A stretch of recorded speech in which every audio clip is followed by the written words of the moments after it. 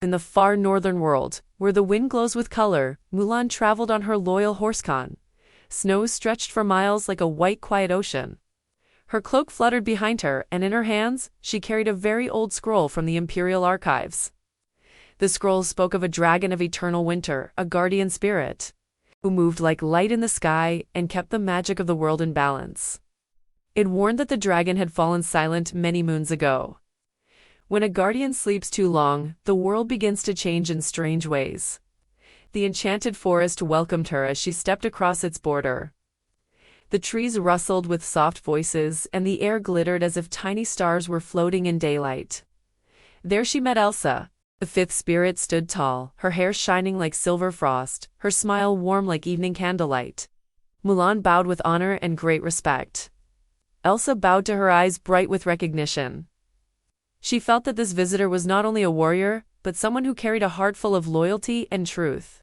Side by side, they traveled north. The sky grew brighter with every step, and lights of green, rose, violet, and gold began to ripple across the heavens. Elsa explained that these lights came from the Aurora River, a circle of pure magic that flowed around the pole. It was this river that guided the dragon of eternal winter. But now the river was frozen in a perfect circle, unmoving, silent, trapped not by cold, but by fear. When magic is afraid, it stops breathing, and when magic stops breathing, the world grows dim. Mulan believed that courage meant facing danger without shaking. She drew her sword with calm certainty and asked Elsa to summon ice warriors. Elsa waved her hand, and shapes of shining ice formed tall and fierce. They moved like soldiers of frozen moonlight. Mulan faced them with strength, swift steps, and clear eyes. Her sword sang in the cold air. Sparks of frost shimmered around her. She faced every illusion without flinching. But as she stood victorious, the Aurora River remained silent. Elsa believed that courage meant facing her own heart. She walked alone to the center of the frozen circle. The ice beneath her feet glowed with pale blue light. She closed her eyes and listened to the quiet within herself. She remembered her childhood when people feared her magic.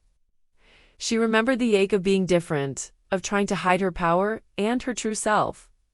Her heart trembled, yet she spoke gently to her fears. But even with all her inner honesty, the frozen river did not melt. They returned to camp.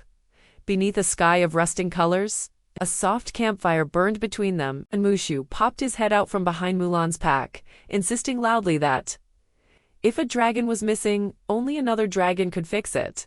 The forest spirits giggled in tiny bells of laughter. Khan snorted as if to say that Mushu was not helping at all. That night, Mulan and Elsa spoke quietly. They were not warrior and queen then. They were simply two women who had walked through doubt, who had learned to stand upright, even when their hearts were heavy. Mulan told Elsa that she had always been taught that courage was a roar, a sword, a stand against all enemies. Elsa told Mulan that she had been taught to be gentle and calm, even while her magic shook the world around her. Suddenly, the truth became clear.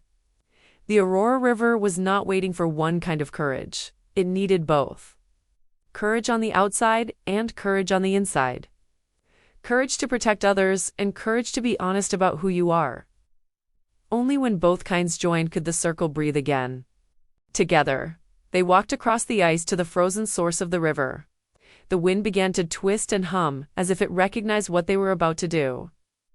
Mulan stood tall, her sword lifted not to strike, but to guard. She would shield Elsa just as she had shielded her family and kingdom. Elsa lifted her hands and let her magic pour from her heart. Not sharp and perfect, but soft and true. She sent her power upward like a song without words. She did not hide or fear it. She allowed herself to be fully seen. The auroral circle began to thaw. First a crack like a whisper, then a sound like a deep bell. The ice lit with colors brighter than sunrise. The river remembered it was not meant to be still. It shimmered and flowed at last, rising into the sky in spirals of gold, green, and rose. It became a dragon, again not of scales, but of swirling light, graceful, strong, endless. It stretched across the world, waking every corner with color. Mushu danced in little hops, cheering loudly and claiming he had predicted this exactly. Khan rolled his eyes, and the forest spirits burst into a cloud of snowflakes and applause. Mulan felt her heart swell with peace. Elsa felt a calm she had never known before. The river flowed once more, and its light rippled across continents, mountains, seas, and kingdoms.